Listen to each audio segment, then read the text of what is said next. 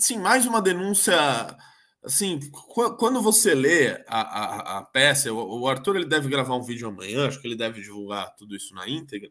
Você, assim, realmente você começa a duvidar, né? A duvidar das coisas. Você fala, meu Deus do céu, como pode uma pessoa ser denunciada por isso, com base nisso? E você pega na denúncia que ela arquivou contra a assessora Daniela, ela tá lá citando o Silvio Almeida, que o Silvio Almeida disse que o racismo, por mais que seja estrutural, é um racismo direcionado contra determinadas pessoas. Portanto, não existe o chamado racismo reverso, na concepção do Silvio Almeida, que é utilizada pelos promotores para justificar o arquivamento do caso contra a assessora Daniele e também, né? Peraí, elas usaram esse argumento, elas disseram que não existe racismo contra brancos. Isso. Daí, se Exatamente. você for racista contra brancos, você não tem racismo, porque não pode haver racismo contra brancos. O que é, aliás, uma das teses mais furadas de todos os tempos, né? Você achar que Exatamente. todo racismo necessariamente precisa pressupor um problema histórico. Exatamente. Isso não teria, na verdade, nem fundamento à luz do direito, né? Porque o direito precisa individualizar as ações. Você não pode partir de um todo estrutural. Quer dizer, se você é racista, então, contra, sei lá, chineses, coreanos, brancos, judeus, né, que não são negros, então não há racismo nesse caso. É, Como pois é que é. fica o antissemitismo, aliás? Só uma boa pergunta, né? Como é que fica Boa, o belíssimo. antissemitismo contra judeus askenazi? Não existe? Ô, Ricardo, eu vejo que há uma. Desde a Operação Lava Jato, começou-se a questionar a atuação do Ministério Público em geral. Tá? Isso aqui não é opinião. Começou a questionar a atuação do Ministério Público, né, veio lei de abuso de autoridade, é, muita gente criticando o que chamariam de abusos feitos decorrentes da Operação Lava Jato, etc., coisa e tal. Porém, essas críticas, no meu ponto de vista, aí vem a opinião, elas só se atêm a casos que vêm de investigação criminal, onde há ali o dolo de alguma coisa, onde há corrupção, onde há formação de quadrilha, etc. e tal. Para isso, há muitas prerrogativas. Sempre vai ter um prerrogativa para defender isso.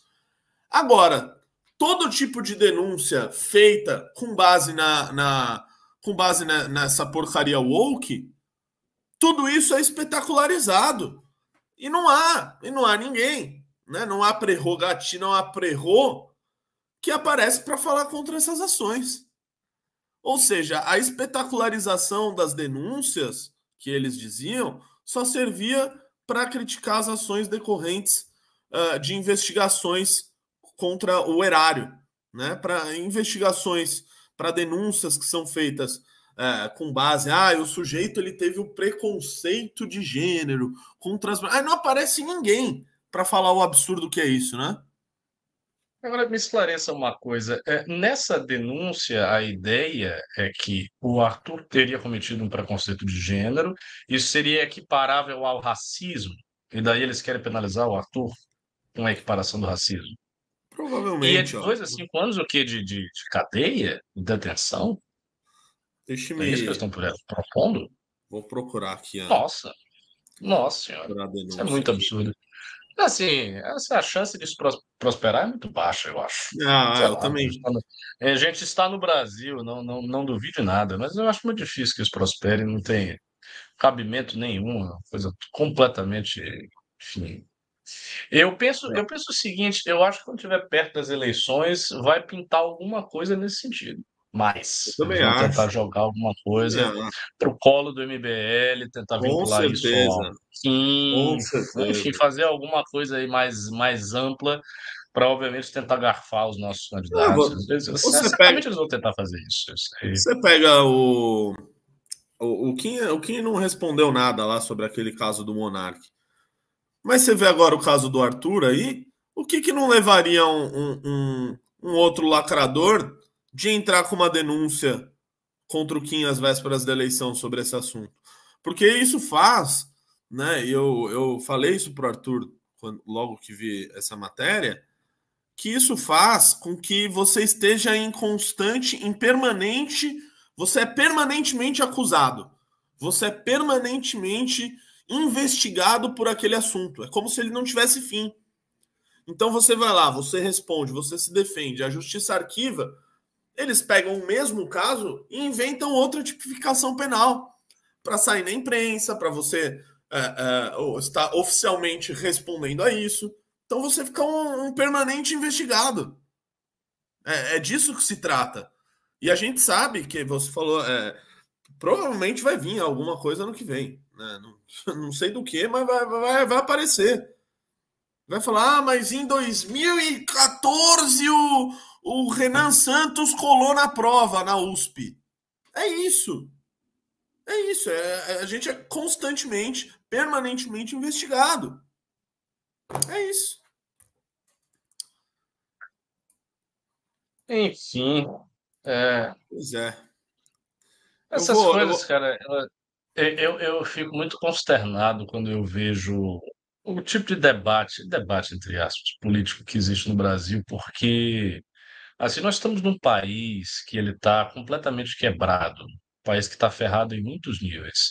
A gente está num país que é quebrado em termos de educação, a gente está num país que tem altíssimos índices de homicídio, assalto, criminalidade rampante, à solta. A gente está num país onde as facções elas estão realmente comandando tudo que é lugar. Pô, agora a gente viu aí o caso do Cariani, né? O Cariani está num caso gravíssimo aí, suspeita de ligação aí com o PCC. A gente tem problemas econômicos, tem desigualdade, tem tantos e tantos problemas, e é impossível transcender a divisão de facções e tentar estabelecer um debate público em bases racionais. Não dá para fazer isso porque a esquerda brasileira ela não tolera a existência da direita. Esse é o ponto fundamental. A esquerda não tolera a existência de 60 milhões de pessoas que votaram no Bolsonaro e de dezenas e dezenas de milhões de pessoas que têm uma ideologia mais à direita e vão votar em candidatos de direita, vão votar em candidatos do MBL, vão votar em candidatos bolsonaristas, vão votar na nova direita que surgiu. Isso não vai passar. Isso não vai passar, as pessoas não vão ser convencidas. Eu estava vendo até uma pesquisa recente que diz o seguinte, que diz que mais de 90% dos eleitores não mudou a sua concepção de voto. Ou seja, as pessoas que estavam com Lula estão com Lula, as pessoas que estão com Bolsonaro estão com Bolsonaro, ou com, enfim, congêneres da direita. Como o Bolsonaro está inelegível, possivelmente o projeto Tarcísio seria aí o legatário da força eleitoral do Bolsonaro, que é outro projeto que viesse nesse sentido. E essas pessoas vão votar.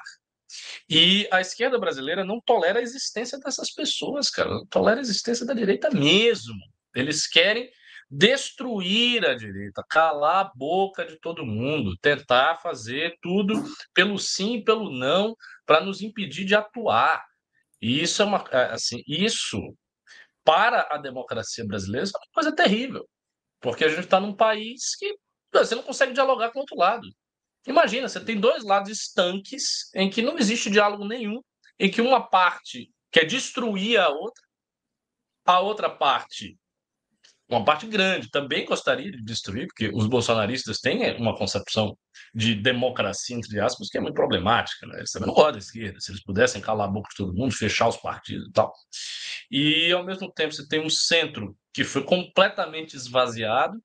E é isso, velho. O país está à deriva. O país está à deriva. Isso me deixa muito consternado. Eu acho que os desafios que nós temos aí pela frente são realmente hercúleos. E assim, um dos desafios nossos, eu acho que um dos desafios do MBL é tentar superar isso. Não vai dar, veja, não vai dar para governar um Brasil dividido nesse nível. Você não vai conseguir fazer nada. Porque você vai sempre esbarrar num ódio muito profundo do outro lado. E a esquerda brasileira, em especial, ela é cega em relação ao seu próprio ódio, porque ela projeta, ela é muito projetiva. Então, ela enxerga na direita as piores intenções, são sempre pessoas terríveis, pessoas maquiavélicas, pessoas que não prestam, pessoas ruins, né? Mau caráter. E daí ela projeta isso aí, e ela diz que a direita tem ódio. Não, porque o ódio da direita, o ódio do MBL, o ódio dos fascistas. Enfim, não sei como é que a gente vai fazer para sair desse impasse, não, cara. As coisas Pois estão é. ficando cada vez mais sinistras. Ô, Ricardo, eu tô dando uma olhada aqui, né, denúncia contra o Arthur. Eu vou ler alguns pontos aqui. E sim, eles querem equiparar isso ao racismo, tá? Do Ah, caso do eu Arthur. gostei, né? É crime inafiançável. Primeiro aqui eles dão as Ô, cacete, eles usam aqui as decisões do Supremo Tribunal Federal sobre homofobia, papapá. Aí vamos lá, né? Aí no final aqui, eles colocam. Da mesma forma, a violência contra as mulheres está enraizada na sociedade e somente vem crescendo. Consoante pesquisa do Fórum Brasileiro de Segurança Pública, Instituto Datafolha, Pesquisa Visível e Invisível, a vitimização de mulheres no Brasil, edições não sei o quê, foi possível estimar as mulheres vítimas de violência. Aí eles colocam um monte de dados sobre violência contra a mulher, né? E aí conclui-se, inegável, portanto, que a prática misógina representa inaceitável, gravíssima e odiosa discriminação atentatória dos direitos e liberdades fundamentais. Assim, as falas do Arthur ajustam-se à prática de discriminação e preconceito de gênero e procedência nacional, expressões de racismo, ao evidenciar manifestação que inferioriza, degrada e desumaniza a mulher refugiada ucraniana, baseada em preconceito contra pessoas do gênero feminino e de origem ucraniana.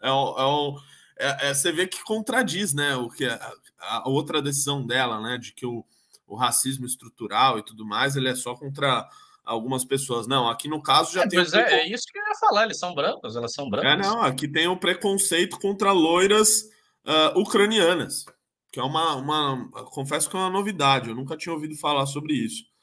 Não havendo falar-se em liberdade de expressão, blá, blá, blá, blá, blá, blá. Claro, né? Não há liberdade de expressão numa conversa privada. E aí, o meu querido Ricardo Almeida, ainda tem o pior dessa coisa aqui, que é o final, que é o seguinte: pugna outro sim pela fixação na sentença condenatória de valor mínimo para reparação dos danos morais coletivos causados pela infração, considerando os prejuízos sofridos pela coletividade. Ou seja, ainda no final, eles pedem danos morais coletivos. Contra quem? Contra as ucranianas? Eu não sei, Ricardo, mas assim, nem ela sabe, ela só queria lacrar.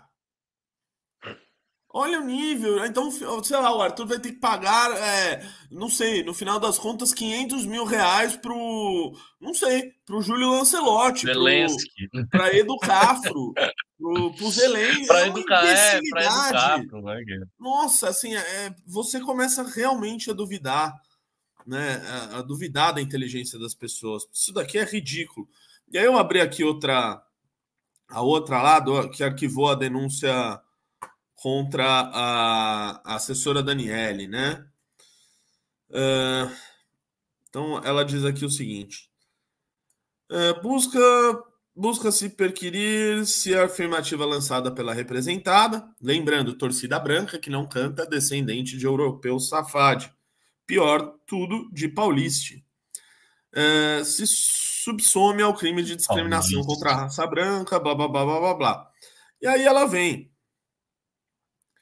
O ódio penalmente típico é aquele que, além de exteriorizado, é voltado contra grupos especialmente protegidos, ou seja, grupos vulneráveis, num contexto histórico-sociológico ou contra pessoas enquanto componentes de tais grupos, sob a lógica de exercício de poder e hierarquização dos seres humanos. É dizer, não é qualquer ódio exteriorizado que encontra tipicidade penal, mas apenas aqueles voltados contra determinados grupos vulneráveis no contexto histórico e sociológico, consoante lição de Silvio Almeida. Aí põe um texto do Silvio Almeida aqui, dizendo que o racismo é um processo político. Político porque, como é um processo sistêmico de discriminação que influencia a organização da sociedade, depende de poder político. É um monte de baboseira de Silvio Almeida aqui, e da decisão do STF sobre homofobia e tudo mais. É um baixíssimo nível, Vou trazer as notícias boas aqui pra vocês. Vamos lá, notícia boa número 1. Tá vendo esse link dos novos valores? São os novos preços pra você ser assinante da revista. Agora você vai poder assinar essa revista por R$70 ao mês. Pagando 30 a mais, ou seja, pagando R$100 ao mês, você tem acesso ao clube, à revista e aos congressos do MBL. E por R$150 você tem acesso a todos os congressos e ainda a academia do MBL, no PEC. Se inscreva lá, porque é o seguinte, a gente vai aumentar a tiragem da revista e prepara a tua assinatura. 2024 é você com a Valete junto. E outra coisa, quer assinar também o clube, não tem cartão, tá meio quebrado, não tem problema. Entra nesse outro link aqui, tá? E aí nós vamos ajudar a você entrar no clube. Literalmente é você no clube. Vamos dar um jeito de você fazer parte do maior clube de notícias e informações políticas do Brasil.